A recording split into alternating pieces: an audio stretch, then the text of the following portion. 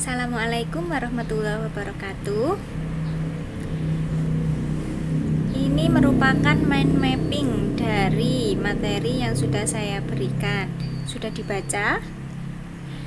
Coba kita kupas satu persatu. Yang pertama yaitu tentang produksi massal. Produksi massal terdiri dari dua kata, yaitu produksi dan massal. Produksi memiliki arti kegiatan menghasilkan barang atau jasa, sedangkan massal yaitu dalam jumlah banyak, sehingga produksi massal dapat diartikan sebagai kegiatan membuat produk dalam jumlah besar dengan waktu sesingkat mungkin dan biaya yang rendah. Adapun karakteristik atau ciri dari produksi massal yaitu jumlah produksi besar dengan biaya rendah. Maksudnya, produk yang dihasilkan perusahaan dalam jumlah besar dengan biaya per unit yang rendah. Kemudian yang kedua, menghasilkan satu jenis produk. Jadi hampir tidak ada varian produk karena semua produk dibuat sama. Kemudian menggunakan mesin dengan setting otomatis. Jadi untuk produksi massal sudah menggunakan bantuan mesin dan bertujuan untuk menguasai pasar.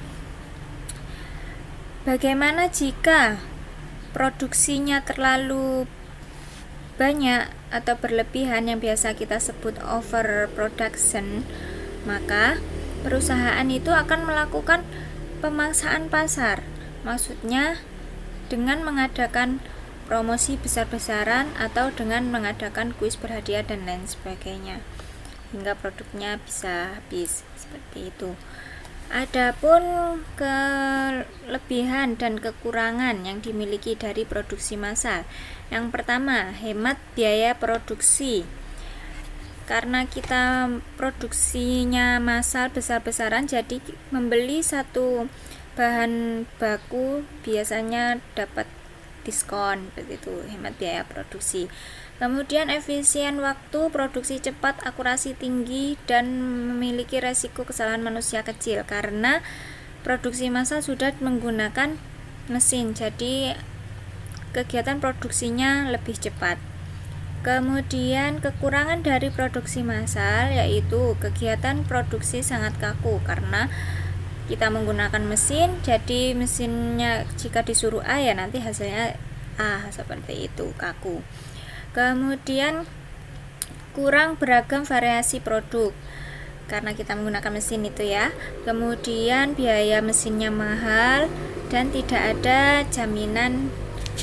Maksudnya di sini meskipun kita sudah melakukan riset pasar, nantinya laris atau tidak di pasar itu belum ada jaminannya. Nah, bagaimana yang perlu kita lakukan? Apa yang harus kita lakukan? Nah, di sini kita harus melakukan perencanaan produksi massal. Perencanaan produksi massal di sini apa saja yang perlu direncanakan? Seperti produk yang akan diproduksi, kemudian jumlah yang dibutuhkan berapa, waktu produksinya, waktu selesai produksi, semua itu yang perlu kita pikirkan. Nah, jadi perencanaan produksi massal sendiri memiliki arti proses merencanakan dan mengendalikan aliran sistem produksi sehingga permintaan pasar dapat dipenuhi dengan jumlah tepat, waktu penyerahan tepat, dan biaya produksi minimal. Adapun tujuan dari perencanaan produksi massal yaitu pertama, meminimalisir biaya tapi memaksimalkan laba. Yang kedua, memaksimalkan kepuasan pelanggan terhadap produk.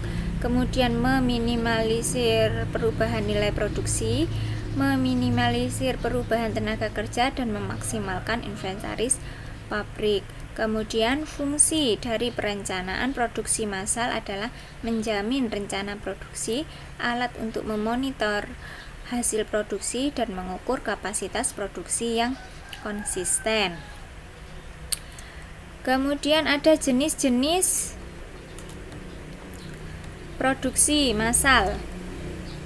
Perencanaan produksi massal. Ada 3 jenisnya, yaitu perencanaan jangka panjang. Kira-kira ini nanti dilakukan lebih dari 1-5 tahun yang akan datang. Kemudian perencanaan jangka menengah, ini bisa dilakukan 2-5 tahun. Kemudian rencana jangka pendek, kurang dari 1 tahun. Dan ketika kita melakukan perencanaan ini, pasti ada faktor internal dan eksternal yang perlu kita perhatikan. Yang pertama,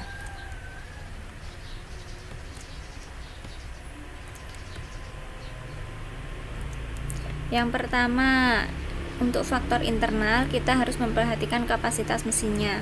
Yang kedua, produktivitas tenaga kerjanya, dan kemudian yang ketiga, kemampuan pengadaan dan penyediaan. Untuk faktor eksternal, kita perhatikan kebijakan pemerintah, inflasi, dan bencana alam. Dalam perencanaan produksi massal, adapun langkah-langkah yang harus kita lakukan. Yang pertama yaitu penelitian dan pengembangan produk, di mana kegiatan ini terbagi menjadi 2, yaitu penelitian proses produksi dan yang kedua adalah penelitian produk itu sendiri. Untuk penelitian proses produksi ini bertujuan untuk melakukan perbaikan terhadap proses produksi yang sedang berjalan. Kemudian untuk penelitian produk di sini untuk mengetahui selera konsumen untuk perbaikan produk yang sudah ada disesuaikan dengan selera konsumen. Yang kedua yaitu mencari gagasan dan seleksi produk. Yang pertama yaitu langkahnya mencari gagasan. Yang kedua, melakukan seleksi produk dari beberapa gagasan yang ada. Kemudian yang ketiga adalah desain prototipe. Produk yang sudah dipilih, silakan dibuat prototipenya, kemudian dilakukan pengujian, dan jika hasilnya baik maka akan dilakukan desain akhir. Kemudian untuk langkah ketiga yaitu menetapkan skala produksi yang terbagi menjadi 4. Yang pertama yaitu routing. Routing di sini menentukan urutan-urutan proses produksinya. Kemudian yang kedua adalah scheduling. Di sini untuk menetapkan jadwal kegiatan operasi proses produksi. Yang ketiga dispatching, yaitu untuk menentukan proses pemberian perintah untuk memulai melakukan kegiatan produksi. Yang keempat adalah follow up, untuk melakukan koordinasi secara menyeluruh agar tidak terjadi penundaan pekerjaan.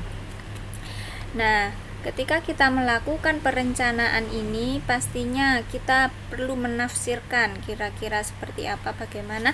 Nah, penafsiran tersebut nantinya menuju ke materi berikutnya, yaitu metode peramalan. Nah, untuk metode peramalan, silakan kalian buat mind mappingnya. Bukan hanya metode peramalan, tapi juga untuk materi D dan E, yaitu tentang indikator keberhasilan tahapan produksi massal dan proses produksi massal itu sendiri. Silakan kalian buat mind mappingnya ya. Jika ada yang ditanyakan bisa menghubungi saya. Saya akhiri. Assalamualaikum warahmatullahi wabarakatuh.